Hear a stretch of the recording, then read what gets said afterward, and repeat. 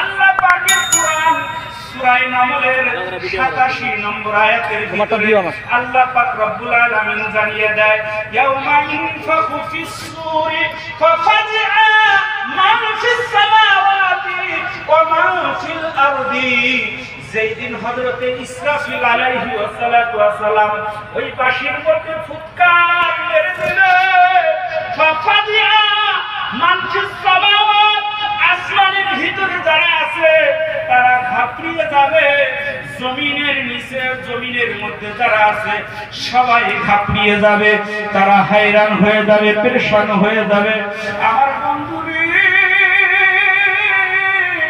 আমার হাবিব উম্মতকে ডাক দিয়ে বলে আমার উম্মত বাবা 2 মিনিট আছে।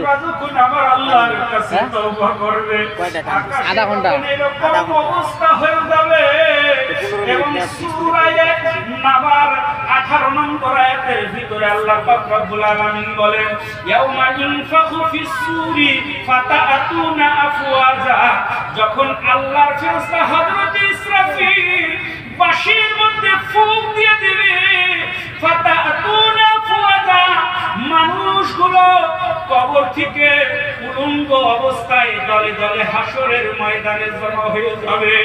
এমন একটা মুসিবত এসে দাঁড়াবে রে, এমন একটি সময় এসে দাঁড়াবে, ওই সময়টা সূর্য মাথা আধা হাত উপরে এসে উপস্থিত হয়ে যাবে। আমার প্রিয় বাচ্চি ভাইরা ভালো করে শুনে রেখে দিন, সূর্যটা মাথার উপরে চলে আসবে। হাদিস পাকে হযরত আবু হুরায়রা থেকে হাদিস কানা বর্ণিত রয়েছে।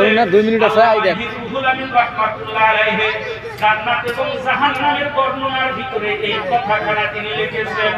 আল্লামা রুহুল আমিন সাহেব হুজুরে লিখেছেন, যখন ওই বাঁশির মধ্যে ফুঁক দেওয়া হবে, মানুষ যখন দলে দলে দলে দলে যখন জমা হয়ে যাবে, ঠিক এমন একটি মুহূর্তের ভিতরে রে যুবক শুনে রেখে দিন, জেনে রেখে দিন, ঠিক ওই সময়ের ভিতরে মানুষ এমন একটা পেশানিত হয়ে যাবে, যে সন্তান মায়ের পেটের ভিতরে রয়েছে, ওই সন্তানগুলো ভয়ে সন্তান প্রসব করে ফেলবে, মনে থাকবে না।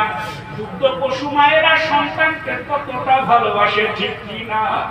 মায়েরা যে সন্তানকে কতটা ভালোবাসে আপনাদের বুঝাতে হবে না, আপনারা জানেন। কিন্তু কিয়ামতের ওই মহাপ্রলয়ের সময়ে মায়ের নিজের সন্তানকে ভয়ের কারণে দুধ দেওয়া পর্যন্ত ভুলে যাবে।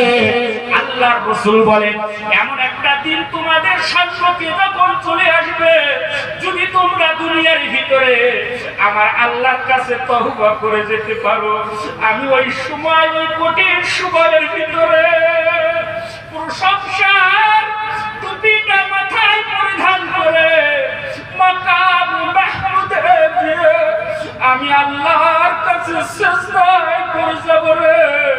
আমার আল্লাহ কি বলবো, আল্লাহ আমার উম্মত গুনাহগার তোমার কাছে তওবা করে এসেছে, আমার এই গুনাহগার উম্মতকে জান্নাতে না দেওয়া পর্যন্ত আমি হাবিবে এই মাকামে মাহমুদ থেকে সিজদা তুলব না।